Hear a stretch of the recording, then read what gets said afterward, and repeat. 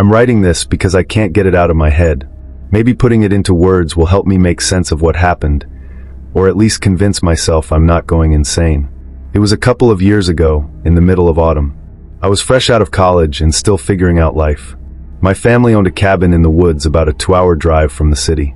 It wasn't anything fancy, just a simple place with no Wi-Fi, spotty cell service, and a fireplace that smoked up the whole room if you didn't light it right. It was a place I used to go to with my dad when I was a kid, but since he passed away a few years back, no one in my family had really gone there. I thought it might be a good spot to clear my head for a weekend. I arrived on a Friday afternoon, just as the sun was starting to dip behind the trees. The air was crisp, and the forest was quiet except for the occasional sound of leaves crunching under my boots. The cabin looked almost exactly the same as I remembered. Same peeling paint, same creaky front steps.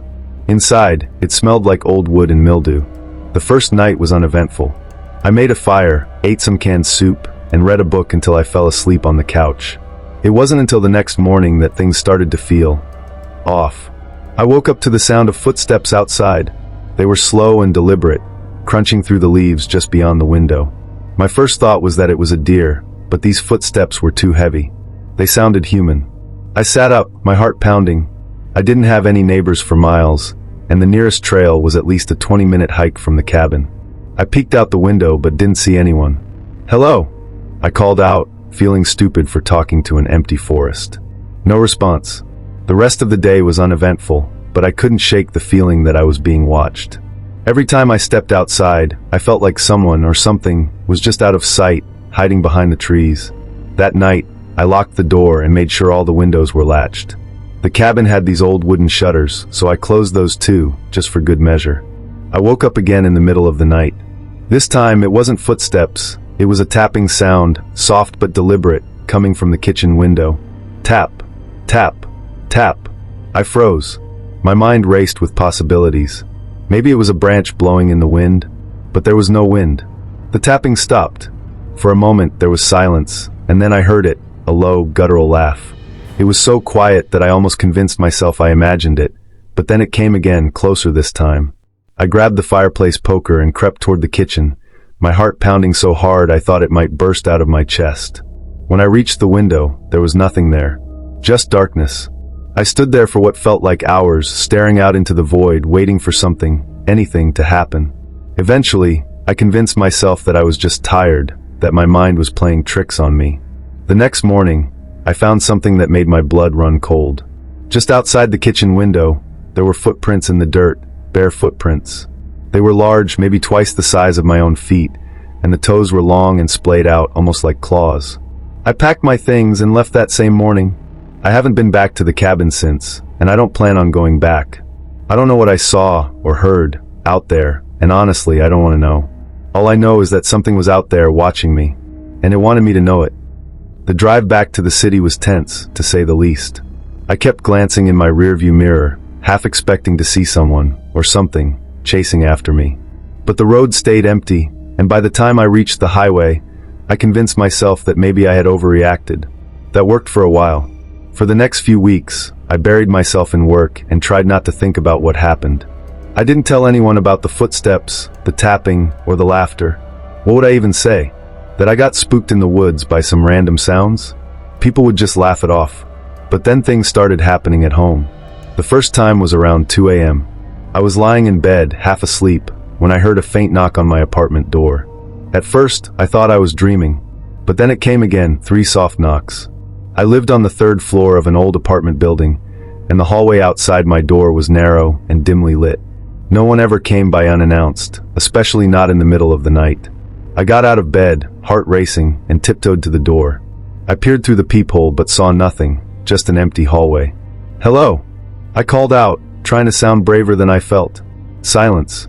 I stood there for what felt like an eternity, staring through the peephole, waiting for something to happen. But nothing did. Finally, I locked the deadbolt and went back to bed, convincing myself it was just a prank or maybe someone knocking on the wrong door.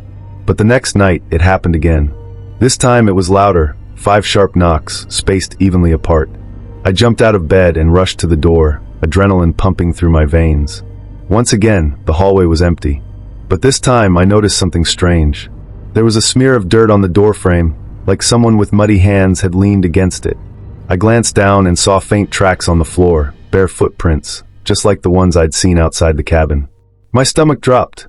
I backed away from the door, feeling like I was going to be sick. I didn't sleep that night.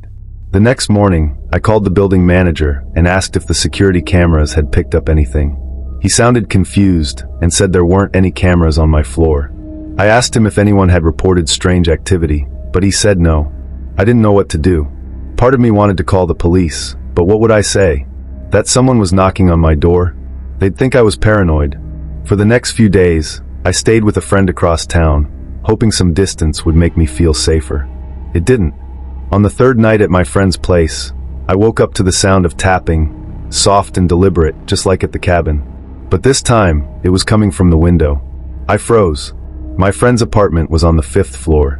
Slowly, I turned my head toward the window, half expecting to see nothing but the city lights outside. But there was something there. Pressed against the glass was the faint outline of a face. It was pale and expressionless, with dark, empty eyes that seemed to stare right through me. I couldn't move. I couldn't breathe. The face stayed there for a few seconds, then melted back into the shadows. I didn't wake my friend. I didn't even get up to check the window. I just lay there, paralyzed with fear, until the sun came up. The next morning, I made up an excuse about needing to get home and left my friend's apartment as quickly as I could. When I got back to my place, everything seemed normal, at least at first. But then I noticed the dirt. There were smudges of it on my windowsill, on my front door, even on the walls of my hallway. It was like someone, or something, had been marking its territory. That night, I decided I couldn't stay there anymore. I packed a bag and drove to a motel on the outskirts of town, figuring I'd crash there for a few days while I figured out what to do next. But the motel wasn't safe either. It was around midnight when I heard it, the laugh. It was quiet at first, almost like it was coming from inside my head, but then it grew louder, echoing through the room. I jumped out of bed and flipped on the lights, but the room was empty. The door was still locked, the windows were shut, and there was no one there. And then I saw it. Scrawled across the bathroom mirror in what looked like dirt were 2 words. Found you. I don't remember much after that. I think I screamed. I think I ran out of the room without even grabbing my bag. I've been staying with my mom ever since. I haven't told her the full story, just that I had a bad experience at the cabin and didn't feel safe in my apartment anymore. She's worried about me, but I can't bring myself to tell her everything. Sometimes I wonder if it's over, if whatever was following me finally gave up. But then I hear it, the faint sound of footsteps outside, or the soft tapping at the window, and I know it's still out there, waiting, watching. After that night at the motel, I thought I'd hit my breaking point. My mom's house felt like the safest place I could be. It wasn't isolated like the cabin, and it wasn't some cheap motel with thin walls and strangers coming and going. It was the home I grew up in, and being there gave me some sense of normalcy. For the first week, nothing happened. I slept in my old room, the one filled with childhood memories, posters of bands I loved in high school, a dusty bookshelf full of books I hadn't touched in years, and the old creaky bed I used to feel so safe in.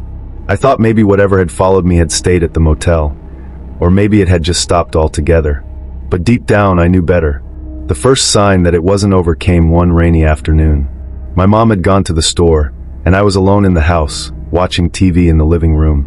I heard a noise, soft at first, like the creak of wood shifting. I muted the TV and listened. The sound came again. This time, it was louder, a long, slow scrape, like fingernails dragging across a wooden surface. It was coming from upstairs. My stomach churned. I grabbed my phone and debated calling my mom, but I didn't want to scare her. Instead, I told myself it was just the house settling, maybe the wind blowing against the shutters. But then I heard footsteps. They were slow and deliberate, moving down the hallway above me. My body went cold. I grabbed a kitchen knife and crept toward the stairs, my heart pounding in my ears. "Hello!" I called out, my voice shaking. The footsteps stopped. I waited at the bottom of the stairs, staring up into the dark hallway. For a long moment, there was nothing but silence. Then I heard it. Tap, tap, tap. It was coming from my old bedroom. I took a step back, my breath catching in my throat. I wanted to run, but something inside me, maybe curiosity, maybe stupidity, kept me rooted to the spot. I slowly climbed the stairs, the knife trembling in my hand. When I reached the top, I saw that my bedroom door was slightly ajar. The tapping had stopped, but I could hear something else now, a faint, raspy breathing. I pushed the door open with the tip of the knife and flicked on the light. The room was empty, but the window was open, rain blowing in and soaking the carpet. And on the windowsill, smeared in dirt, was a single handprint. That night, I told my mom everything. I expected her to think I was crazy, but instead, she looked worried. "You've been stressed," she said, trying to sound calm. "You've been through a lot lately. Maybe you're just imagining things." But I could tell she didn't believe her own words.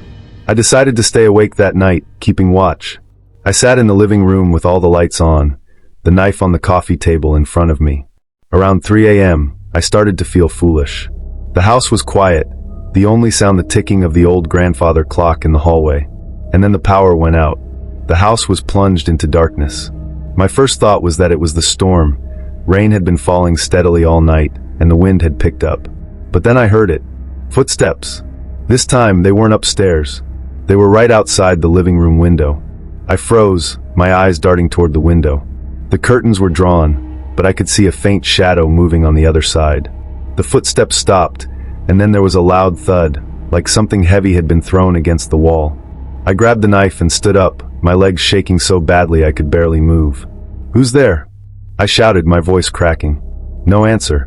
I inched toward the window and pulled the curtain aside. There was nothing there. Just the rain-soaked yard and the trees swaying in the wind. I let out a shaky breath and turned around, and that's when I saw it. Standing in the doorway to the kitchen was a figure. It was tall and thin, its face hidden in shadow. Its head tilted slightly to the side, as if it were studying me. My blood turned to ice. "Get out!" I screamed, brandishing the knife. The figure didn't move. It just stood there, its silhouette almost blending into the darkness.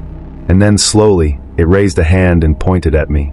I backed away, my heart pounding so hard I thought I might pass out. But before I could do anything else, the figure stepped backward into the shadows and disappeared. When the power came back on, I searched the entire house, but there was no sign of anyone. The doors were still locked, the windows shut. But I knew what I'd seen. The next morning, my mom found me sitting on the couch, clutching the knife with bloodshot eyes. "We're leaving," I said before she could ask what had happened. We packed our things and stayed at a hotel for a few days while I tried to figure out what to do.